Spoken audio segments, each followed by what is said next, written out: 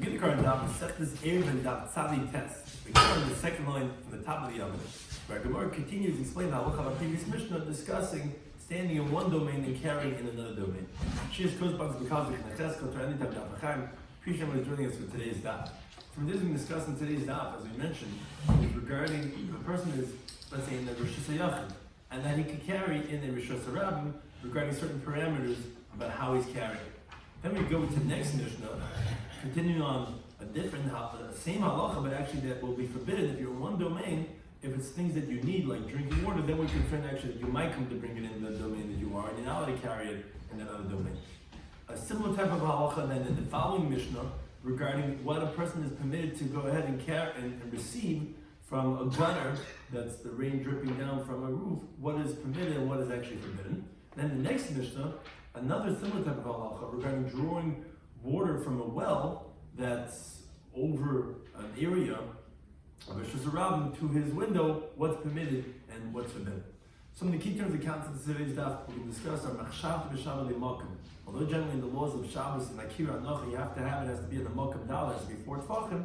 Sometimes even if it's not 4 tefachim, if that's your machshav, if that's your intent, that gives it that chashivus, significance, as if it was a makom dal, that would be considered as anocha. What's called gzeira, which is generally for rabbinic law, we don't make a rabbinic decree for a rabbinic decree. If you do this, you might violate rabbinic. Well, that whole rabbinic is only because you might violate deraisa. That is something we generally don't do. And Dirisha Tashmish La'aver is a dwelling place that its main purpose is not for inside, but rather for what's beyond it. That is not considered as a dir. So we begin the current daf, that tzadi test, the second one from the top of the Yommi, where we said in the Mishnah, a person could be standing in the Rosh Hashanah and carry in the street, or the other way around, as you can see from the picture, here he is outside. He could be in Rosh Hashanah and carry in Rosh Hashanah. Now we said, Ubavad, as our Gemara quotes, Ubavad shall be as long as he doesn't carry beyond Dalad Amis, let's say he's in the Rosh Hashanah and carrying in the street, he could be moving in the street, as long as he doesn't move in Dalad Amis, that's okay. Now that the Gemara makes the following inference. It sounds like, let's say he is in the house, and he's stretching out his hand, and he's moving it, the object more than Dalad Amis, sounds like Chayav Chatas.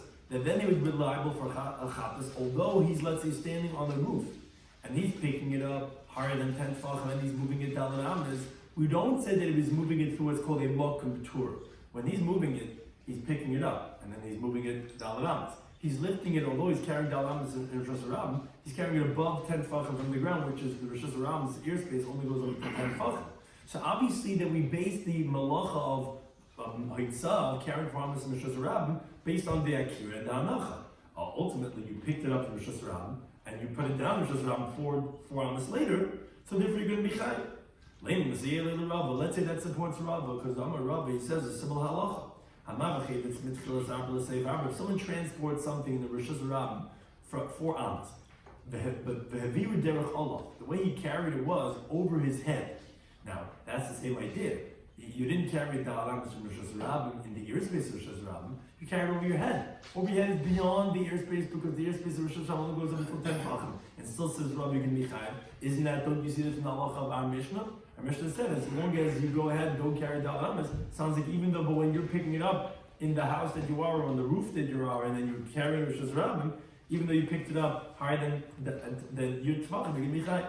Which the Gemara says, no, Miktani. Do we say in Hoitzi Chayav Chatas? The Mishnah didn't say that. The Mishnah just said, as long as you don't carry it beyond Dalad Amis.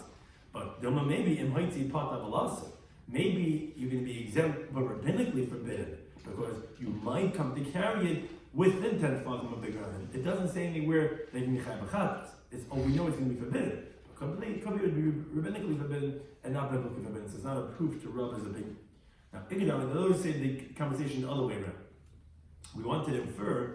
The Mishnah says as long as you don't carry it beyond Dalad Amis when you're in the Rosh Hashanah, you're carrying, moving things around the Rosh Hashanah. But if you did carry it out, you'd be exempt, but only rabbinically forbidden. Let's say that's a refutation of Rava. Because Rava says, someone transports something from the beginning of Dalad Amis to the end of Dalad Amis, Rosh Hashanah, and he carries it over his head, that he's going to be chayav. And our Mishnah says he's not going to be chayav, only going to be patav alasa. The Gemara says, Mikitoni does say Haitzi Patav Asar, does say, but if you carry it, you're going to be exempt, but rabbinically forbidden. Maybe when we're saying it means to say that actually if you did it, you'd be chayav chatas again, that we could infer either one, so therefore it's not necessarily a proof or nor a refutation of Rav. Here in Allah in the Mishnah we said, we said a person should not stand in the Rishas Yachid, now let's say in a person's house, and then urinate out into the street, because that would be considered carrying, being mitzi from Rishas Yachid to Rishas Yachid, and so too regarding spitting. Now, Amr Yisrael, he says, Hishtin B'Rayk. If someone did do these two things the Mishnah said you shouldn't do, he either urinated or he spit from his house into the street, says the Gemara, I don't understand, how's that possible? But the halacha of Hilchas Shabbos requires that you pick up what's called a kira and you place down on the place that's for tzvachim. But the place where the urine or the spit is coming from is not a makam dalet. But you don't have that. So how you michayiv for the malacha mitzvah? Says the Gemara, machshavta, his thought process, his intention that he wanted this. Mishavile makim, it makes it as if it's considered a significant hoitzah, that as if it was coming from a makam dalet. And that's what's called akshaveh. You gave it a significance. And the reason is, says the Gemara, if you don't say what we just answered, then what do you do with the following halacha? Rabbi says, Zara, if someone threw something from the beginning of Daled Amos to the end of Daled Amos, and it lands in the mouth of a dog, or in the mouth of a furnace, means to say that the flames, the flickering flames, captured the object and then burnt it. Says how could you say that?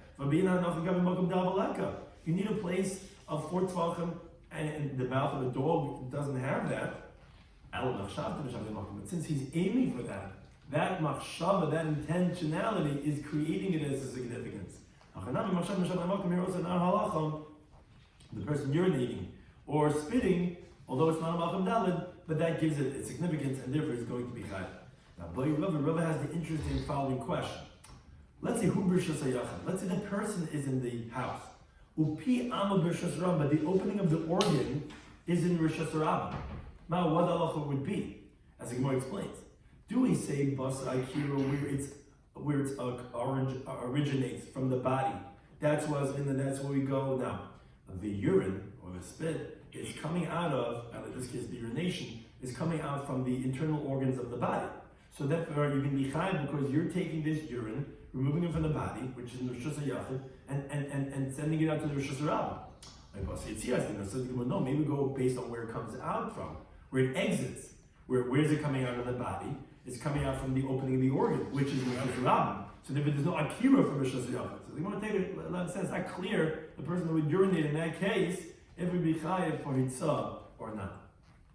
Says the Gemara, at the end of the Mishnah was, so too a person shouldn't spit, like we said, from Rishus HaYachid to Rishus HaRabba. And Rabbi Yehuda, he said another interesting halacha regarding spit, that if you're walking in the street and the spit got collected, a person should not walk down the Rambas until he spits it out. Now, that says the Gemara, it sounds like, and that's what the Gemara is wondering, even if he didn't turn it around in his mouth. In other words, it sounds like that once it gets detached from the glands, then Rabbi Yehuda says it's going to be asur because it's meant to come out. But it sounds like even if you didn't turn it around in your mouth, like it gets gathered and then you're going to go ahead and spit it out. It sounds like if it just got detached from the glands, it's going to be chayiv for itself. Well, that's the Gemara, but if it's not, that seems to be contradicting from Mishnah such as Caleb. Mishnah says, if someone was eating dried figs of truma, with tummy hands, as Rashi explains, what does tummy hands means? Regular hands that weren't washed are considered secondary level of tumah rabbinically, and they invalidate truma.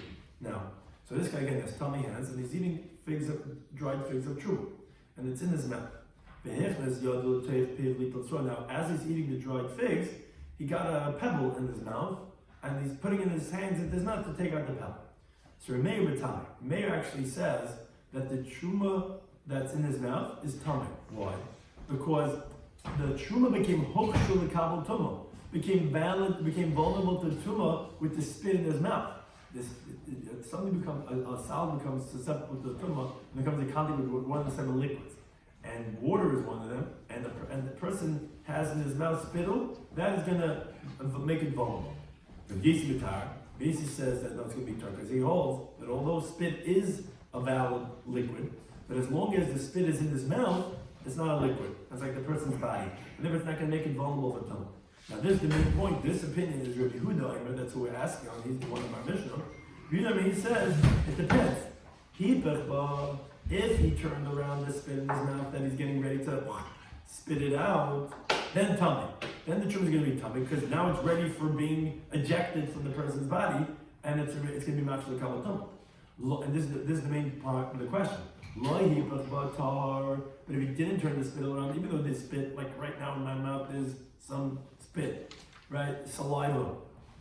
But as long as you didn't turn it around, it's not ready for injection. You're going to swallow it, like most people do, right? So if it didn't turn around, it's going to be tar. That contradicts the halacha of our Mishnah. Our Mishnah made it sound like that it's considered as spit, which is really what it is when you're going to spit it out, even if you didn't turn it around.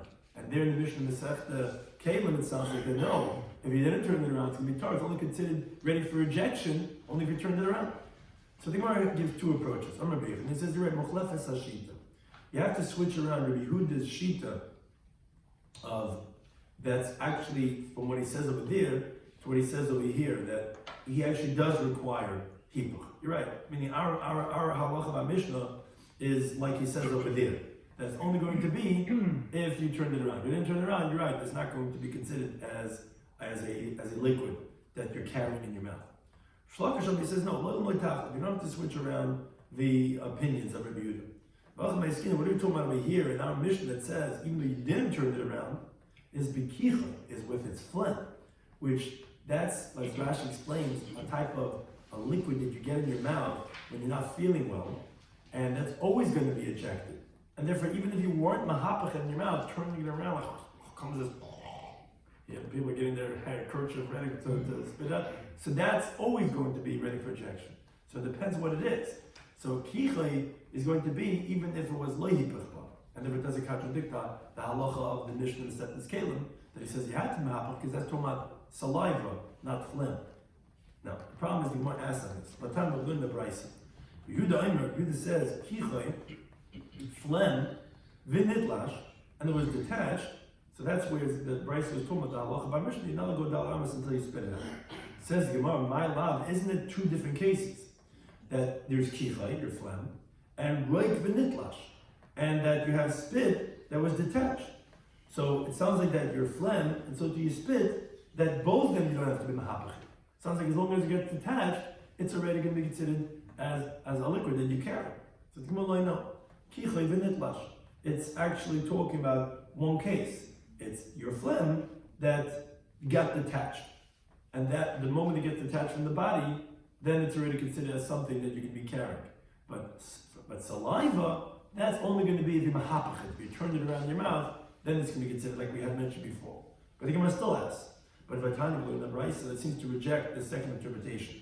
He says, nitlash, if you have phlegm that got detached from the glands, or if this saliva that got detached, until you spit it out. So that's clearly, as the Gemara says, it's clear, you have to say like the first sentence of Rabbi Yehuda, that mochlefes hashita.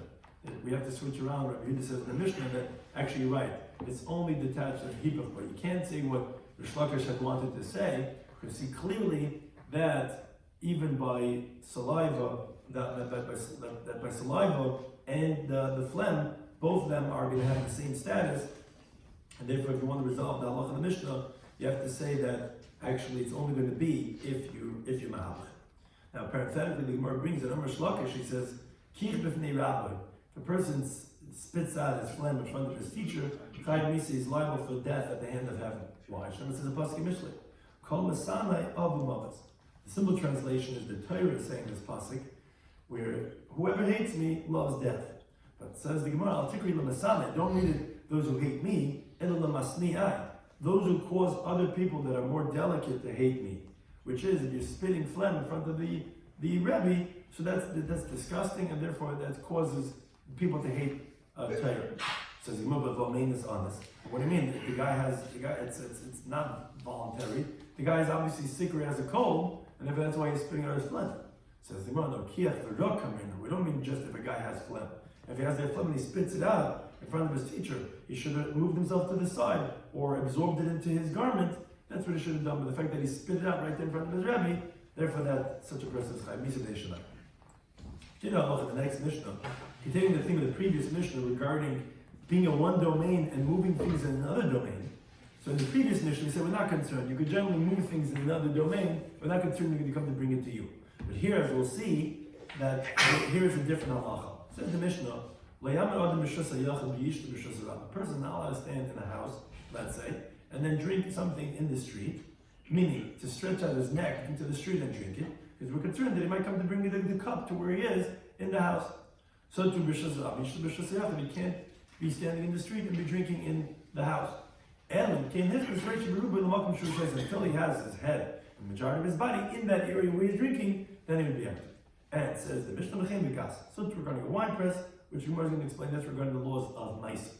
But the Gemara asks, Reish Rabbanon, the previous Mishnah we had explained, and we said a person could stand in Rosh Hashanah and carry things in Rosh Hashanah. We said it's like the Rabbanon, who disagree with Rabbi Meir in the Mishnah, as we'll see later on regarding that of a key, and they're not concerned that you might come to bring something into the domain where you are. And the Sefer Meir, here in this Mishnah, where we're being geyser that you're not allowed to drink from a different domain, because you might come to bring it in, that's like a Meir. And as Rashi said, you can't say that it alum the svarim. You can't say that the drinking of the water itself is hachnasa, is bringing it in, like we said by the urinating and the spitting out, which therefore maybe that's like everybody.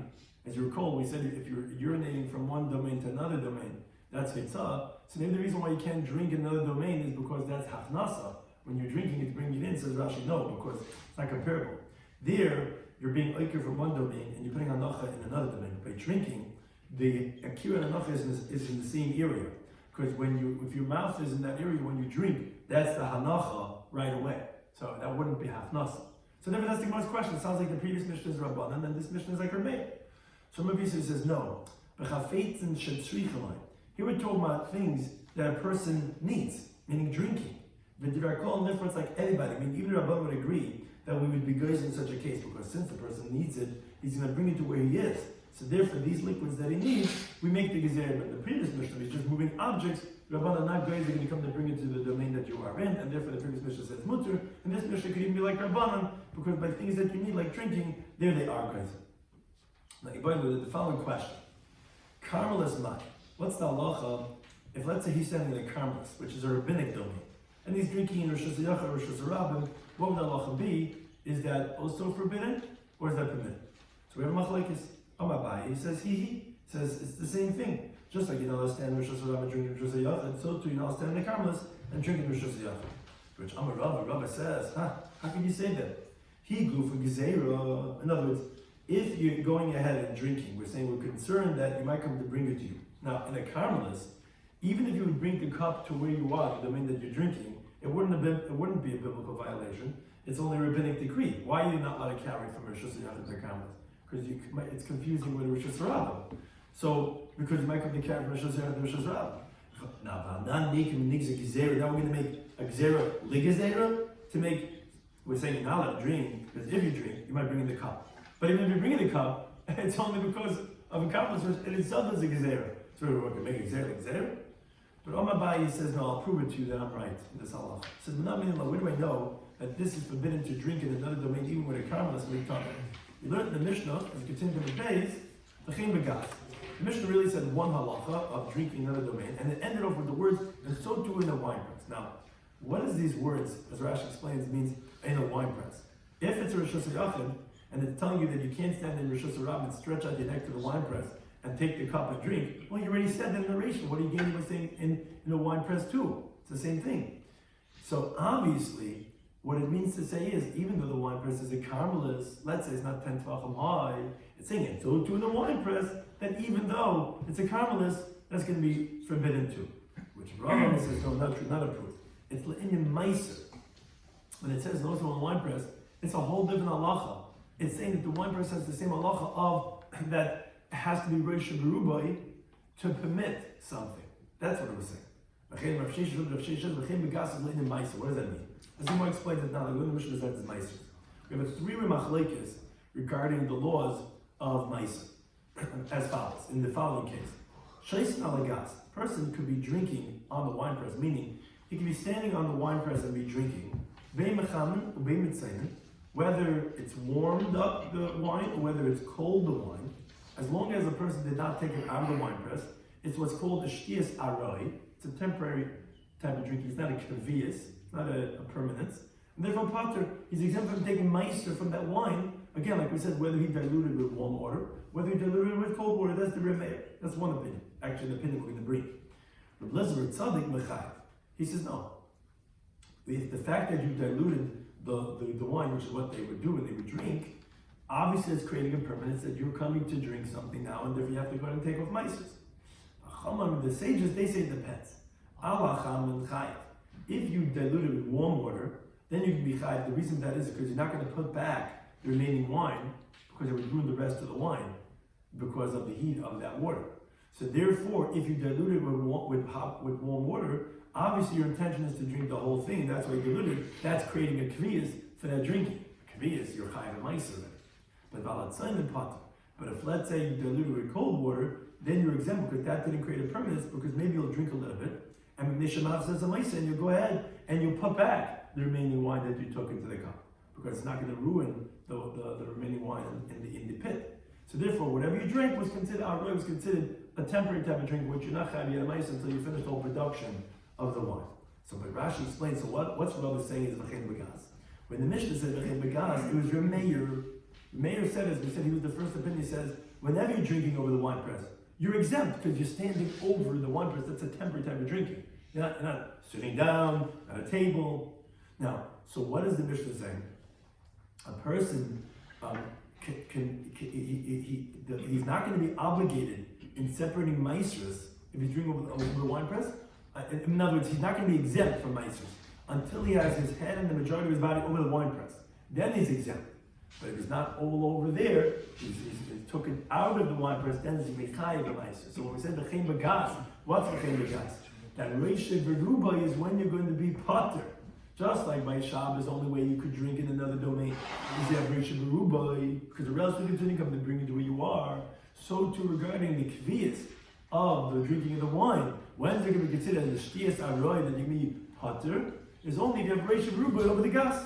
Then, like our mayor said, no matter how you dilute it, you can be potter from separating meiser. So we're doing the laws of the next Mishnah, which Rashi gives us a little introduction, which this also continues the theme of this paragraph itself.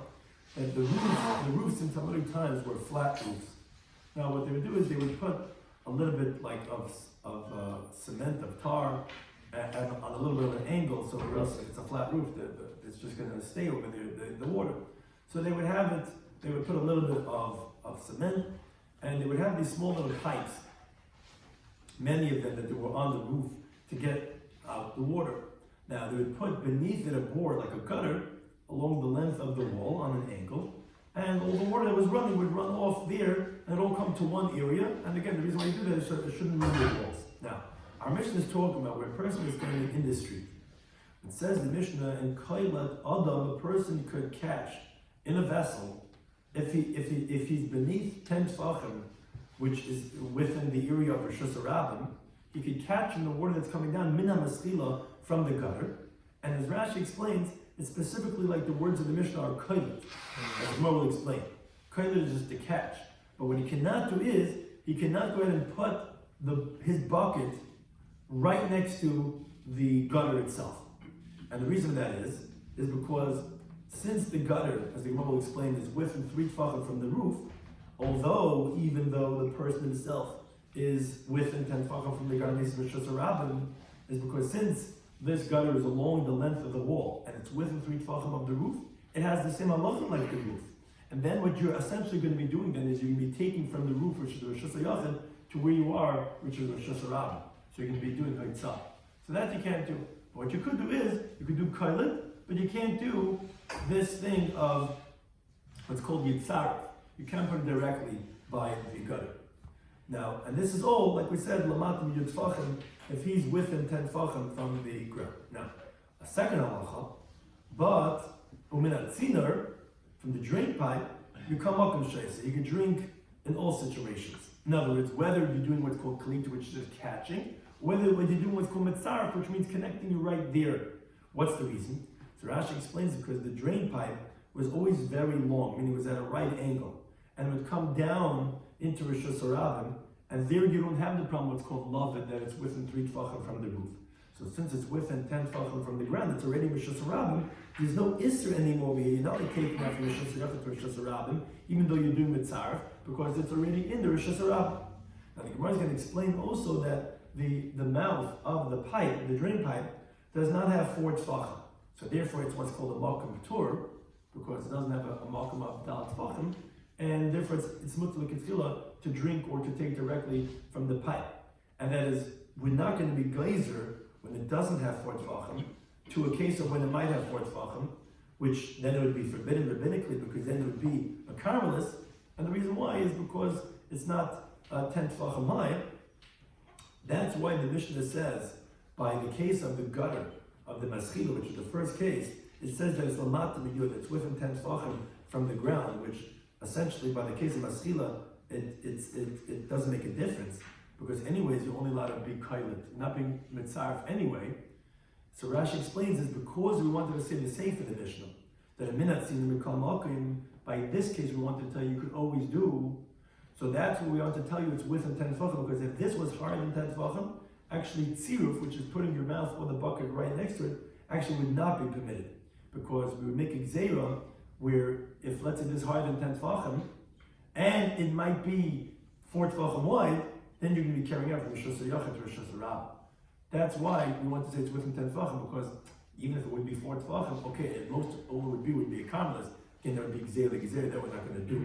But regarding klita, the ratio in the Mishnah, which by the maschila, that even if it's above 10 tefachim, it's going to be permitted again because you're carrying it over here. I don't care if it's higher than 10 tefachim, because the way you're catching it is in the airspace, there's a makom tur, and therefore that would be permitted. So again, the lamat b'yud tefachim is actually, although we said it by the ratio, Rashi explains it actually specifically for the safe.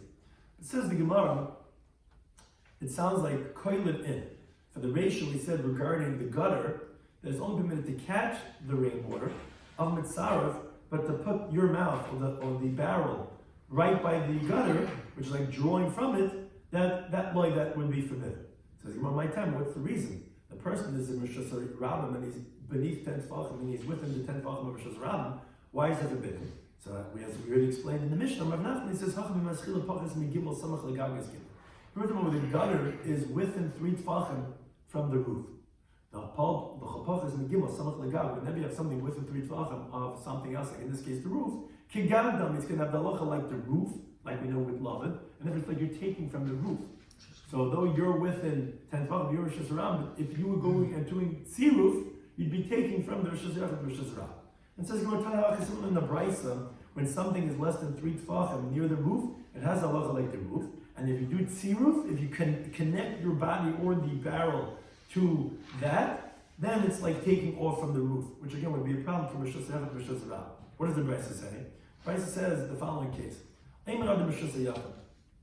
Someone standing in Rosh Hashanah, like for example a roof, now he lifts up his hands higher than 10 tefachim,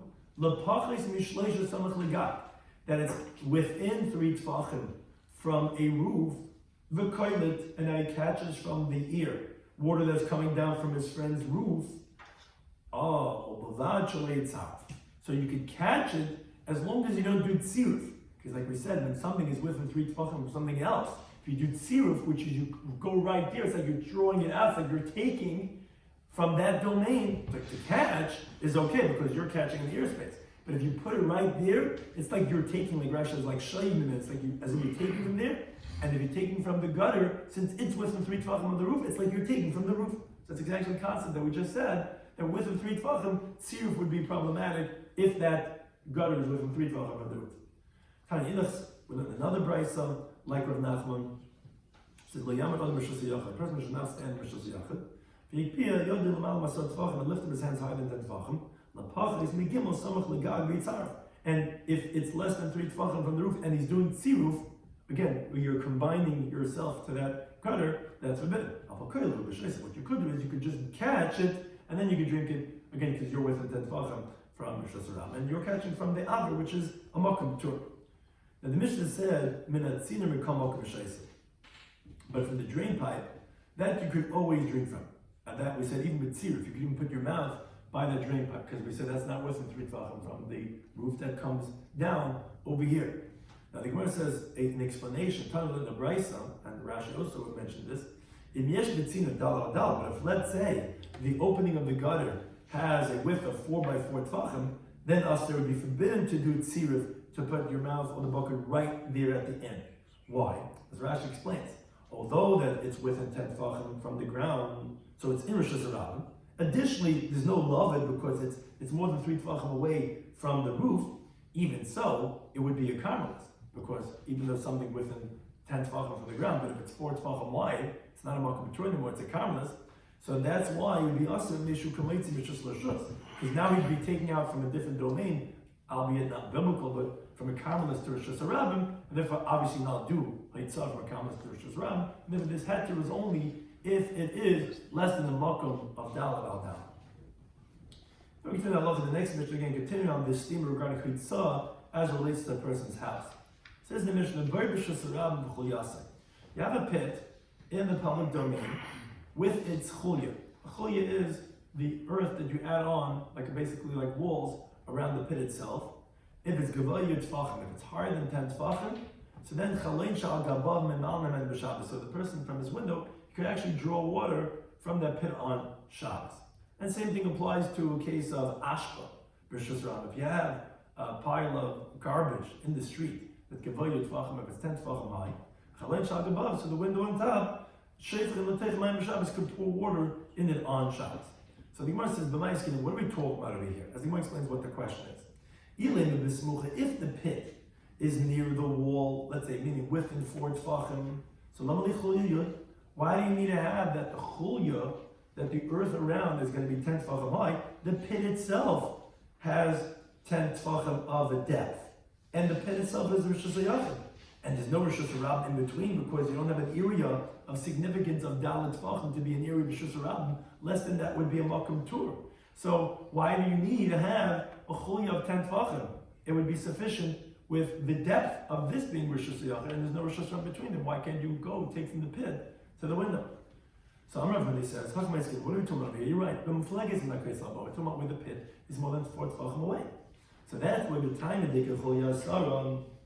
The reason why it's permitted is because you have above ground a height of 10 tefachim, where then when you're pulling your pitcher, your bucket, it's not going to be in the ear space of a Rishus Harabim, because when you're taking this, you're above 10 tefachim already. Rishus Harabim only goes up until 10 tefachim. That's why it's permitted. So although this is Rishus Harabim, you're not going to Rishus Harabim, because Rishus Harabim doesn't go above 10 tefachim. But if you didn't have an earth wall around it of 10 tefachim, you'd be carrying from one Rishus Harabim to another Rishus Harabim through the ear space of Rishus Harabim. That's forbidden to be done, and therefore has to be a chulya asara. That's one approach. Gemara gives another approach. You can say no, it's right next to the wall. But so then, what do you need it to be chulya asara?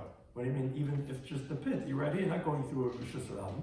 No, Hakamash Malon, what it's coming to tell us is this idea that it's not that the pit itself has a depth of 10 tefachim. It's the bar b'chulyasim, it's tarfon asar. The Mishnah is not like we originally thought that you needed the chulya to be 10 tefachim besides the depth of the pit. What the Mishnah is coming to tell us is that the pit in the street with its chulya, so the depth and the height, they combine to be at some total of walls of 10 tefachim starting from the ground of the pit to be Rishus Harabim. And that's why you could go ahead and draw from it to the window because it's not Rishus Harabim, it's Rishus Harabim. How does it have the dimensions of Rishus Harabim? Because in combination with the depth and the height is 10 tefachim, therefore it's a Rishus Harabim and then you could carry, because if you didn't have that, it would be Rishus Harabim. That's the chiddush of the halacha of the Mishnah. Then we said in the Mishnah, Ashba Rishus Harabim b'chulu.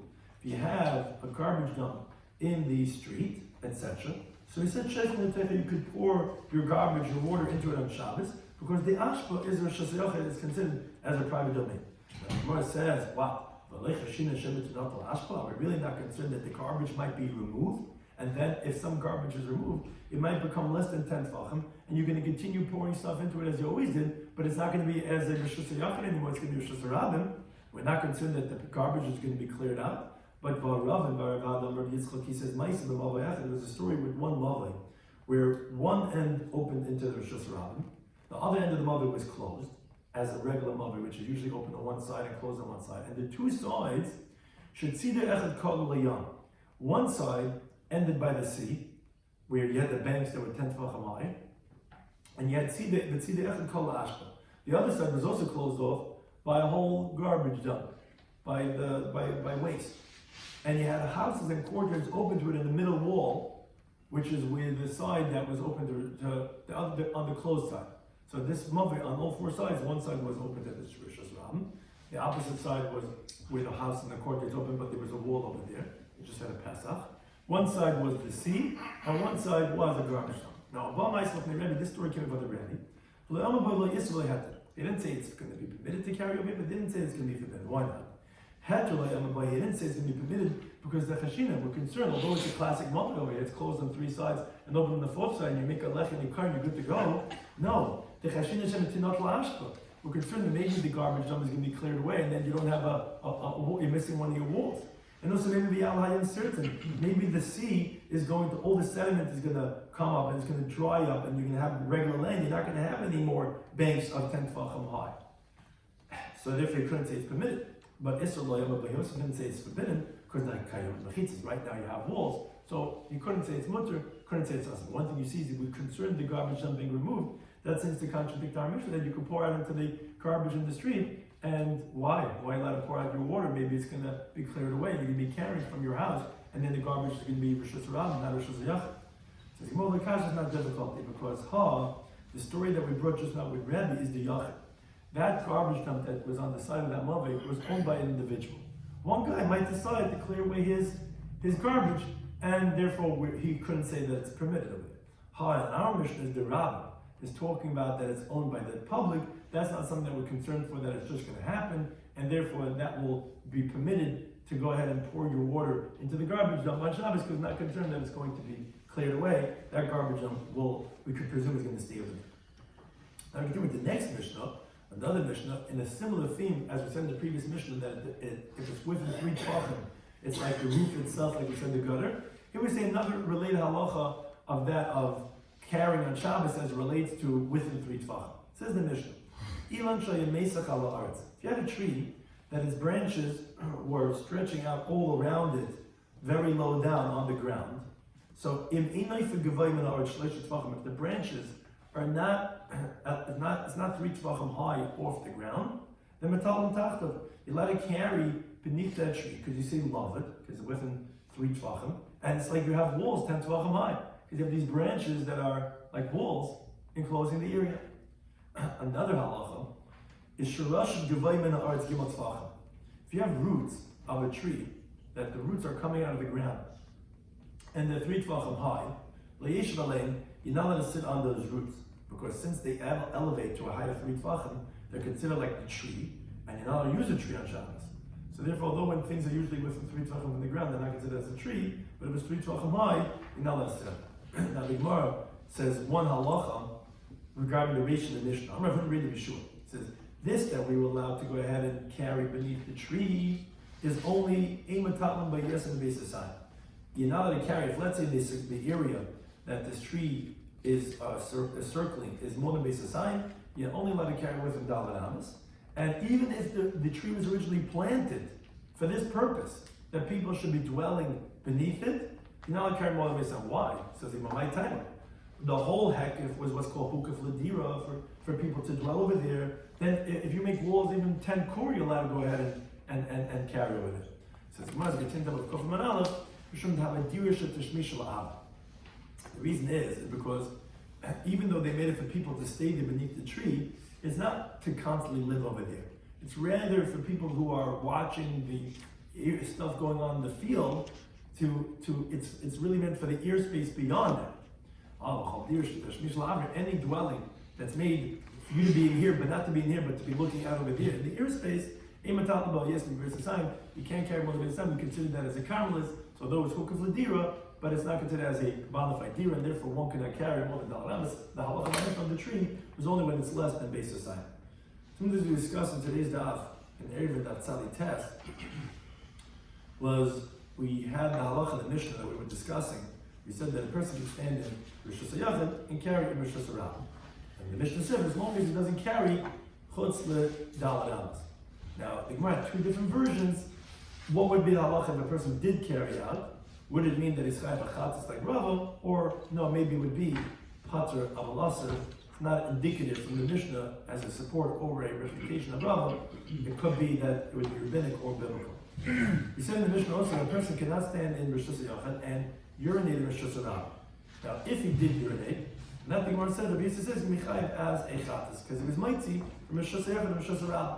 Now the Gemara says, how could that be? But when you do akira, it had to have been that it was placed on the makom of dalid, and over here, the place where he's urinating from is not coming from a makom dalid. So that the Gemara says because his machshava is mashava makom. The fact that he's something that he's intended to do that gives it significance as if it was from a makom dalid. And Rava asked an interesting question. Let's say the person's in Rosh Hashanah, but the opening of the organ is in Rosh Hashanah. Would he be chayav or not? On the one hand, you go based on the akira, which is coming, the urine is coming from his body, so therefore it's coming from Rosh Hashanah, or maybe where it's being ejected from, which is organ is in Rosh Hashanah, and therefore maybe it would not be Haitzah. And the Gemara says, take it, let us stand. The Gemara does not answer that question. In the Mishnah we had the Yehuda, he says, whenever you have spit that comes detached from the glands, you can't walk down the hours. You're carrying your saliva. Now, it sounds like that even if he didn't turn it around, we had turned around that saliva and it's ready to be spit out, even then, even if you didn't turn it around, would be considered as carrying. The problem was, we had a Mishnah Masechtas Kalim that Rabbi Yehuda said, when you have the spit in your mouth, that the truma that's in your mouth becomes susceptible to tumah. Rabbi Yehuda says only if you turned around the saliva. But if you didn't, it's not considered yet as something that's going to be ready to be ejected, and therefore then it's not going to be machshir l'kamatumah. So it seems to contradict. Is it only if you're mahapach bo, or like an amish, it sounds like even if you are not mahapach bo? So the first answer Rabbi says, you're right, mochlefes hashit, you have to turn around what he says in our Mishnah.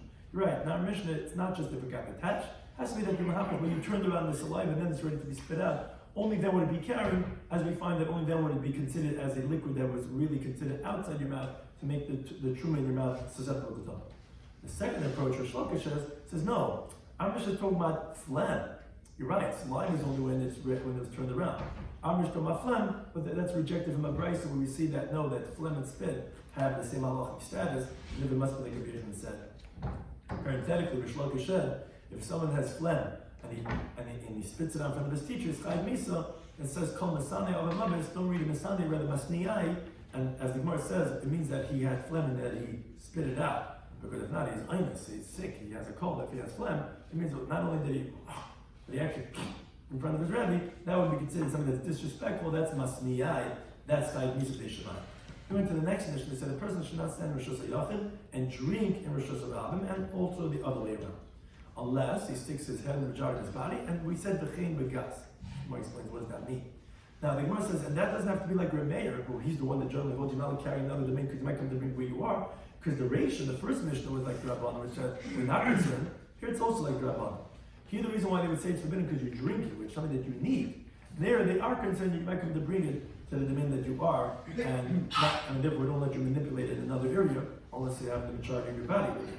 Now, what's the halacha? Let's say you're standing like carmeless. So if that's considered gezer l'gezer, where Rabbi says it's going to be mutter because it's not making the whole thing why you're not allowed to drink over there, you might come to bring into the carmeless itself only a decree you might do it in Rosh Hashanah. I will in the Mishnah b'chein b'gas, which Abai says, what's b'chein b'gas?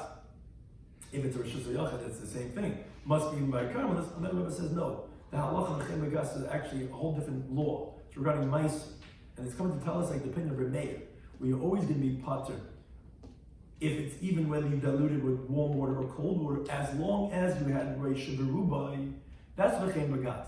And when you patur, if you have reish v'rubai, but it's not regarding the laws of Shabbos, and that we were telling you like a mayor, not like the other two opinions that you're always going to be chayav, or at least when it was warm water, they consider that as a kviyas, and if you be chayv meiser, they said you're part of the meiser, but again, only if it's Reish Eruvin.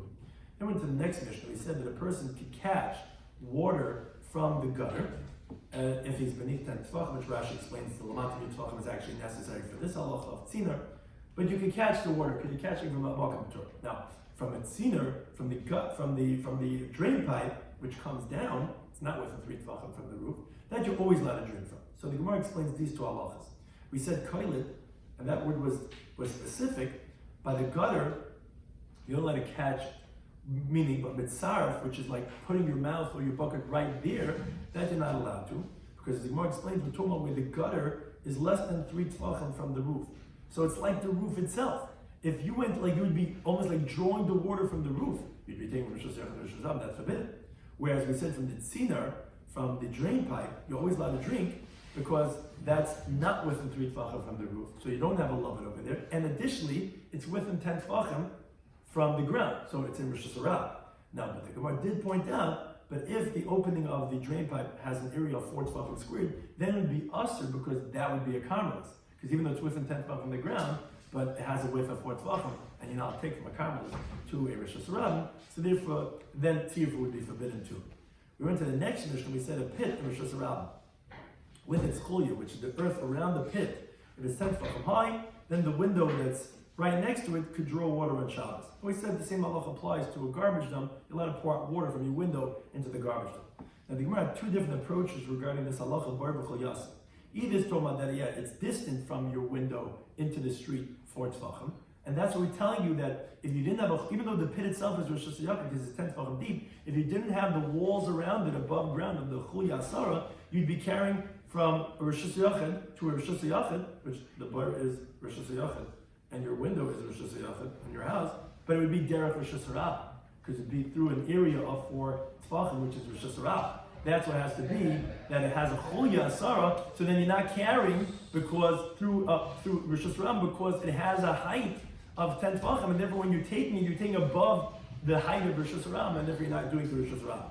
Or we said no, it's actually near, it's within Dalet Amos. So if it's within, it's right next to the wall, so why do you need a chulya asara? The pit itself is Rosh Hashanah. No, it's coming to tell you that they combine. Of course, if the bar was 10 tefachim deep, we wouldn't have to have chulya. We're saying that even though you have this is ground level, you have 5 and you have 5, that's what we're saying bar b'chol yasai are going to together combine to be an area of a Rosh Hashanah, and you're right, it's not going there Rosh Hashanah. And regarding the case of the ashpa that we said that you could pour out into the garbage dump, what we're saying is that we're not concerned that the garbage dump is going to be taken away because it's that of the rabbi. The story that we had with the Mother, that one side was an ashpa, that we're concerned it's going to be taken away, and therefore Rebbe couldn't say that's mutter, that was owned by an individual, and that's where you have to be concerned maybe the garbage will be taken away. It's not going to be as Rosh Hashanah, it's going to be as Rosh Hashanah. The last mission we said was a tree that's leaning over the ground. We said that if the branches, if they're not more than 3 tefachim high from the ground, then you can carry beneath it because it's considered like walls of 10 tefachim high because it's level from the ground. And the Gemara says, however, that's not more than Beis Asai, because then, even though it's hukaf ledira, but it's a dir shetashmish la'av, it's meant for the ear space beyond that, therefore would be forbidden. And another halacha that we'll discuss at length in the next Daf was where the roots are higher than 3 tefachim of the ground, then it's going to be considered already as the tree, and then you can't sit in it because you're not the mishtamish be'ilon on Shabbos. Thank you any time.